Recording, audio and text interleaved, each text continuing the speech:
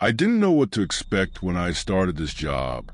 Sure, I figured it would be something dark, maybe a little morbid, but nothing that could prepare me for what was to come. Working in a morgue was never on my life's to-do list, but after months of being unemployed and bills piling up, I didn't have many options. The pay was decent. The shifts were night hours, which meant little human interaction, and all I had to do was follow a few protocols and keep the bodies organized until they were claimed or prepared for burial. Simple, right? I still remember my first night clearly. The building was old, its yellowed walls showing signs of decades of stories that should never be told. The smell of chemicals and something I could only describe as scrap metal filled the air. The silence was thick, broken only by the hum of the refrigeration system and the occasional footsteps of my supervisor, a thin, pale man named Antunes. He didn't smile when he greeted me, nor did he make any effort to make me feel comfortable. He simply handed me a worn-out uniform and a piece of paper folded in half. "The rules," he said briefly. I picked up the paper and unfolded it, curious. The rules were unusual, to say the least. 1. Never leave a body unattended for more than 5 minutes. 2. If you hear knocking coming from inside a morgue drawer, ignore it. 3. Never, under any circumstances, call a dead person by their name. 4. If a casket is sealed, never open it. 5. If a body appears to have moved on its own, pretend you didn't see it. 6. If you break any of these rules, report it to your supervisor immediately. I looked at Antunes, expecting him to explain, but he just shrugged. "They're standard rules," he said flatly. "Follow them and you won't have any problems." I laughed, thinking it was a joke. Is this like a morgue superstition or something? Antunes narrowed his eyes at me. "We're not here to ask questions. We're here to follow rules." That made me uneasy. But then again, I needed the job. I swallowed hard, shrugged, and slipped the paper into my pocket. That night shift was quiet, or at least it seemed that way. I spent most of the time sorting papers, checking labels on bodies, and trying to ignore the biting cold that seemed to get worse with every passing hour. Around 3 a.m., I made my first mistake. I left a body alone, and that's when everything started. If I had known what was going to happen, I would have never left that room. The shift had been boring. I skimmed through papers, checking documents with little interest, while the refrigeration system hummed softly, filling the morgue silence. The body in front of me, a middle-aged man who, according to the tag on his foot, was named Aluzio, was covered by a white sheet. I didn't know the cause of death, and honestly, I didn't care to know. But in the middle of the process, I realized I had left my phone in the locker room. A small detail, right? I quickly left the room and walked down the cold hallway, the echo of my footsteps bouncing off the narrow walls. It was only about 2 minutes. However, on my way back, I felt something strange, an unsettling feeling, like I had made a grave mistake without realizing it. The morgue felt different. The air was thicker, almost too humid, making each breath difficult. When I opened the preparation room door, my stomach churned. Aluzio's gurney wasn't in the same position anymore. I froze in the doorway, trying to find a logical explanation. Maybe I had been careless. Maybe I had brushed against it without realizing before I left. But then I noticed another detail. The sheet covering the body seemed out of place, like it had been tugged, revealing part of the grayish skin on one of the arms. My heart started pounding in my chest. I could have sworn I had covered that body completely. For a moment, I just stood there, unsure of what to do. And then the silence was broken. A subtle sound, a soft rustling of fabric dragging. I froze. The sheet moved. I swear to God, I saw it happen. At first, it was a slight movement, almost imperceptible, like a breeze had passed through the room. But there was no breeze. There were no windows open. The sheet slowly slid over Luzio's arm, as if someone or something was pulling it from beneath. My instincts screamed for me to run, but my legs wouldn't move. My body was frozen, like the room itself was holding me in place. Then, Luzio's arm fell off the gurney with a loud thud. I let out a strangled scream and backed away, my back hitting the cold wall. My heart was racing so fast, it felt like it was going to explode. That was impossible. Bodies don't move. I knew that. I was sure of it. But his arm was there, hanging, the stiff fingers pointing to the ground. The first rule: never leave a body unattended for more than 5 minutes. I had broken that rule, and something was very wrong. I didn't know what to do.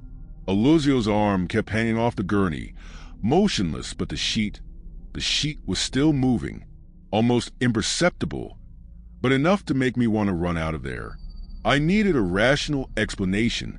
Maybe rigor mortis was starting to pass, and the muscles had relaxed, making the arm slip. Maybe I was just tired and imagining things. Maybe. Swallowing hard, I stepped forward with hesitant steps, my heart pounding against my ribs. With trembling hands, I took the body's arm and placed it back on the gurney. The skin was as cold as ice, and I had to suppress a shiver as I felt the stiffness of the fingers. I pulled the sheet back over the body, covering it all the way to the head, and took a step back, watching. Nothing else happened, but the air in the room still felt heavy. I took a deep breath, trying to calm down. I couldn't lose my cool on my first day. Maybe Antonese was testing me. Maybe the rules were just to scare the newbies. Maybe... Knock, knock, knock. My thoughts dissolved instantly. I froze. The sound was soft, but clear enough to make my blood run cold. 3 sharp knocks. I didn't know where they had come from. My gaze swept across the room, scanning the metal counters, the cabinets, the door, and then a chill ran up my spine. The knocks had come from the row of more drawers. No, that wasn't possible. My breath caught in my throat. I didn't want to look. I didn't want to know. But my eyes fixed on one of the drawers in the corner of the room.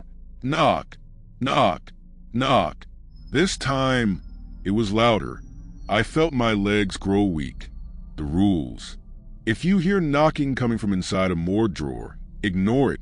My instincts screamed for me to run, but Anthony's words echoed in my mind.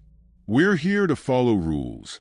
So I closed my eyes, took a deep breath, and stood still, ignoring. The silence returned. My chest rose and fell rapidly, my whole body tense. Time seemed to stretch, each second feeling like an eternity. Then, finally, after what felt like an unmeasurable amount of time, I opened my eyes. The drawer was still closed. Nothing else happened. I followed the rules. But in that moment I knew. Something inside that drawer wanted out. And I didn't know how long the rules would be able to hold it back. I couldn't leave that room. My hands were sweaty, the hairs on my arms standing on end, and my body still tense from those damn knocks. I knew I had followed the rules, but something inside me kept screaming that I needed to get out of there. But then, something worse happened. The door opened. The sound of the doorknob turning made me hold my breath. The morgue was a confined space, and I was absolutely sure no one else should be there. I turned slowly, and there he was. In the doorway, standing in the dim light of the hallway, was a man. He wore a black suit, perfectly pressed, but his posture was strange, too stiff. His face was pale, and his eyes seemed empty, like there was nothing behind them. He didn't say anything. He just stood there, watching me. My mind tried to find a logical explanation. Maybe he was a relative of one of the deceased, lost in the halls. Maybe he was a doctor. But then, I remembered the third rule. If a man in a suit enters the morgue during your shift, don't speak to him. Pretend he isn't there. He's not there. My heart sank in my chest. I averted my gaze, staring at the wall as if my life depended on it. Maybe it did. I could feel his presence there, his shadow on the floor, the faint sound of his breath. He didn't move. Neither did I. Seconds dragged on like hours. I wanted to look. I wanted to know if he was still there. My instincts told me to run, but Antony's words kept hammering in my head. He's not there. He's not there. He's not there.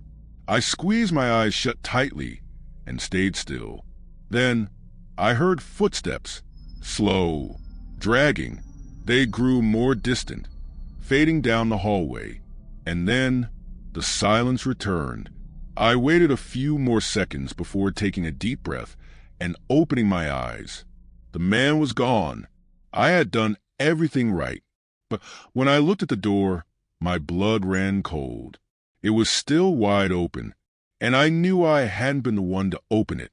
The open door stared at me like a gaping mouth, and the morgue hallway seemed darker than before.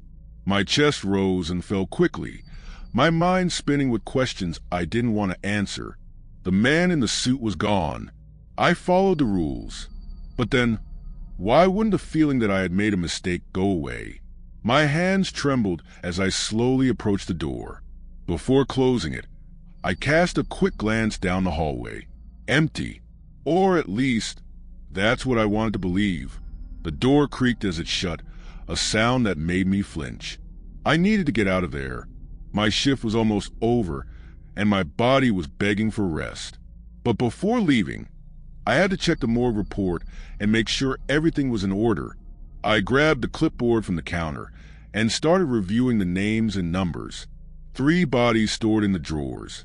1 on the gurney, Eluzio. My eyes scanned the sheet until they landed on his name, Eluzio Ferreira, and then I saw it, something that made my stomach drop. There was a red X next to his name. That wasn't there before. I flipped the clipboard over, looking for any extra notes. Nothing. No explanation. What did that mean? I went over the rules in my mind once more. They didn't mention anything about a red X. But what if that was a detail they forgot to tell me? My heart was pounding. My gaze shifted back to the stretcher where Eluzio lay covered by the sheet. I had to check. My hands were sweaty as I grabbed the edge of the fabric. I pulled and nearly screamed. Eluzio wasn't there anymore. The sheet only covered the empty mattress of the stretcher. The air left my lungs in a shaky breath. This couldn't be real. No one came in here. I would have heard. I swallowed hard, spinning on my heels. My eyes scanned the room, expecting to see him in some corner, hoping to find some explanation for what I was seeing. But there was nothing. Then, a sound broke the silence. Tap, tap, tap, coming from the row of drawers. Tap, tap, tap. This time, it was different. It wasn't just a dry sound. There was something more. It was a wet sound, like flesh dragging against metal. Like something was trying to escape. My eyes went to the clipboard again. The red X was still there, like a silent warning. I followed the rules, but something inside the morgue wasn't. And now, I'd have to deal with the consequences. Tap, tap, tap. The sound was coming from the last drawer on the right. It was an insistent, wet, desperate noise. I should run. I should leave and pretend none of this was happening. But I stayed. My body felt frozen, as if my own mind refused to process what was happening. That red X next to Eluzio's name kept burning in my vision. He shouldn't be in there. He was on the stretcher. He disappeared. So what was in that drawer? My hands were shaking as I got closer. The sound grew louder. Tap, tap, tap. Now it was accompanied by an irregular breathing, something that shouldn't have been possible. My fingers touched the metal handle of the drawer. Cold. I pulled. The noise stopped. A moment of absolute, suffocating silence. Then, something moved. I didn't want to see, but I did. Inside, Aluzio was curled up, his knees pressed against his chest, his skin gray and soaked in a thick, dark liquid. His eyes were open, but he wasn't blinking. I almost threw up, but the worst was yet to come. He moved, his arms stretched out from the drawer, his long, twisted fingers reaching for something. He tried to pull himself out, like an insect emerging from its own cocoon. His lips parted, but no voice came out. A noise came out, a wet sound, something twisting like flesh being crushed. My body reacted before my mind did. I pushed the drawer back with all the strength I had. Clang! I heard a muffled groan from the other side of the metal. Something banged against the drawer's door once, twice, 3 times. Then silence. I backed away, my chest rising and falling rapidly. That's when I remembered something else. The 5th rule. If a body is found out of place, don't try to return it. Close the door and ignore what happened. If it insists, leave the morgue immediately. I followed the rule. But now, the problem was something else. The morgue door was open again, and it wasn't me who opened it.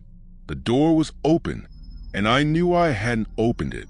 My stomach turned at the thought that something was moving around that morgue, something that shouldn't be there, something that shouldn't have come out of its drawers. I knew what I had to do. I knew what the last rule was, but the pain of doubt still consumed me. I wondered if I would be able to follow it, if I had enough courage to do what was necessary. The last rule: if the door opens on its own, enter and fulfill your mission. No matter what you see, no matter what you hear, don't search for explanations. Just do what's necessary and leave. There was no room for questioning. I knew that if I ignored the rule, whatever was in the morgue would remain there. Something that shouldn't exist. Something that needed to stay in the dark. I took a deep breath, but fear crushed me. The pressure was unbearable. Every second that passed seemed to pull me further from my sanity. What I was about to do was risky. Not just dangerous, but maybe even fatal. I approached the door, my steps nearly silent on the linoleum floor. Every movement felt like an eternity. The air was thick, saturated with something strange, a metallic, suffocating smell that filled my nostrils and made my head spin. I didn't look back. I knew that if I did, I wouldn't return. With trembling hands, I grabbed the doorknob and turned it. The sound of the door opening was almost like a sentence. The morgue was darker now, more oppressive, more intense. I stepped inside. The drawers were lined up along the wall, each in its place, but the feeling that something was wrong was palpable. The bodies, all cold and motionless, seemed to watch me with an invisible presence, as if they were waiting for something or someone. Whatever it was, it knew I had failed at something. I could already feel the presence. It was there, watching. Come back. The voice wasn't human. It echoed in my mind, deep, grave, inhuman. It was an order, a command. It was a thing in the morgue trying to communicate. My feet started moving on their own, carrying me toward Aluzio's drawer. The red X glowed on the clipboard, and I knew what it meant. I had no choice anymore. The drawer was open. Aluzio wasn't there. I didn't know how, but the last rule wasn't just an instruction. It was a warning. Something much deeper and older than I could ever imagine. Something that had been left behind. Something that shouldn't exist anymore, but insisted on returning, night after night. I saw what was left of Aluzio. Or rather, I didn't see. There were only shadows in the place where he should have been. Shadows that moved. And then a hand touched my shoulder. There was no one behind me. The horror stretched out before me. And I already knew. The last rule wasn't just an instruction. It was the curse. There was no way out. There was no escape. I was part of it now. The morgue doors closed on their own. And now, it was too late to follow any rule.